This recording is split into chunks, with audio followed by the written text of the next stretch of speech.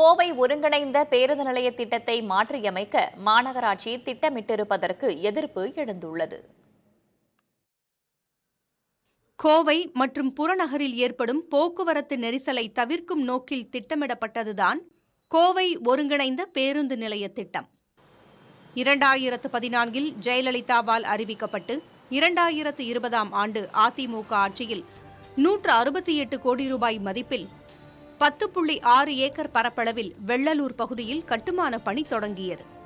பின்னர் கொரோனா காரணமாக பணிகள் நிறுத்தப்பட்ட நிலையில் 2021 திமுக ஆட்சிக்கு வந்த பிறகு கடந்த 4 ஆண்டுகளாக ஒருங்கிணைந்த பேருந்து நிலையம் கட்டும் பணிகள் கிடப்பில் போடப்பட்டுள்ளன. இந்த திட்டத்தை எப்படியாவது செயல்பாட்டிற்கு கொண்டுவர வெள்ளலூர் ஒருங்கிணைந்த பேருந்து நிலைய மீட்புக் குழுவினர் வலியுறுத்தி வருகின்றனர். இந்த நிலையில்தான் காய்கறி, பழ அங்காடி, கனரக வாகனங்கள் நிறுத்துமிடமாக திட்டத்தை மாற்றியமைக்க மாநகராட்சி மாமன்ற கூட்டத்தில் அனுமதி பெற்று அரசின் ஒப்புதலுக்கு அனுப்பி வைக்கப்பட்டுள்ளது. வெள்ளலூரில் ஏறத்தாழ 300 பேருந்துகளை நிறுத்தும் வகையிலும் கட்டுமான பணிகள் மேற்கொள்ளப்பட்டு வந்தன.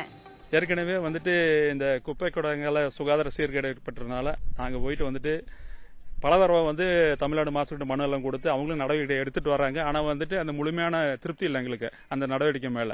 இப்போ என்ன சமீபமாக இந்த வெள்ளலூர் ஒருங்கிணைந்த பேருந்து நிலையத்தில் அந்த இடத்துல பழ மார்க்கெட்டும் மற்ற வெஜிடபிள் லாரி பட்டை வரதை சொன்னது. அதுக்கு நாங்கள் ஒரு மனு கொண்டு போய் கொடுத்தோம் மாவட்ட சுற்றுச்சூழல் பொறியாளர்கிட்ட. அதாவது என்னதுன்னா, ஏற்கனவே தேசிய பசுமை தீர்தல் கேஸ் நடந்துட்டு இருக்குங்க.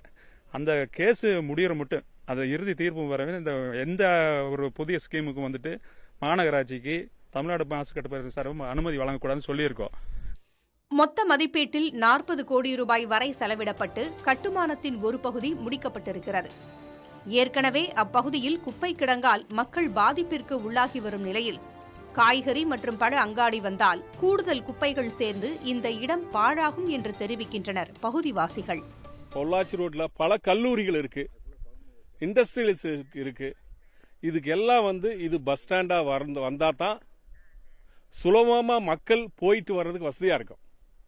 அதைத்தான் நாங்க வலியுறுத்துறோம். தெற்கு வளர்ச்சி கூட்டமைப்பின் சார்பா இங்க பஸ் ஸ்டாண்டு தான் வரணும்னு இதோட முதல்வரோட கவனத்திற்கு வேண்டுகோளா வைக்கிறோம். நீங்க யாராரவோ கேக்குறீங்க, இந்த மக்களை நீங்க கேளுங்க.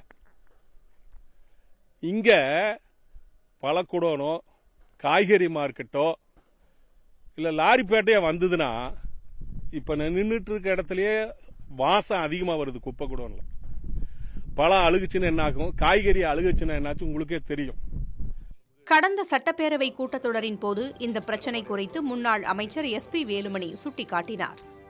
பேருந்து நிலையத்திற்கான இணைப்பு சாலையை அகலப்படுத்தி பேருந்து நிலைய திட்டம் வெற்றிகரமாக முடிக்கப்படும் என்று உறுதியளிக்கப்பட்டது. இந்த நிலையில்தான் பேருந்து நிலைய வளாகத்தில் காய்கறி, பழ அங்காடியுடன் கனரக மற்றும் சரக்கு வாகனங்கள் நிறுத்துமிடம் அமைக்க மாநகராட்சி முடிவெடுத்துள்ளது அப்பகுதி மக்களுக்கு அதிர்ச்சியை ஏற்படுத்தியுள்ளது. 4 ஆண்டுகளாக கிடப்பில் போடப்பட்டுள்ள வெள்ளலூர் ஒருங்கிணைந்த பேருந்து நிலைய வளாகத்தில் மொத்த காய்கறி, பழ மார்க்கெட் மற்றும் லாரிப்பேட்டை அமைக்கும் மாநகராட்சி முடிவுக்கு பொதுமக்கள் எதிர்ப்பு தெரிவித்துள்ளனர். இந்த எதிர்ப்பு தொடர்பாக மாநகராட்சி ஆணையாளர் சிவகுரு பிரபாகரனிடம் தொடர்பு கொண்டு கேட்டபோது இந்த இடம் வீணாகி வருவதாகவும் மாநகராட்சியின் முடிவு தொடர்பாக பொதுமக்களிடம் விரிவாக எடுத்துரைத்து அரசு ஒப்புதலுடன் இந்த திட்டம் செயல்படுத்தப்படும் என்று விளக்கமளித்துள்ளார். புதிய தலைமுறைக்காக ஒளிப்பதிவாளர் முத்துப்பாண்டியுடன் ஐஸ்வர்யா, கோவையிலிருந்து.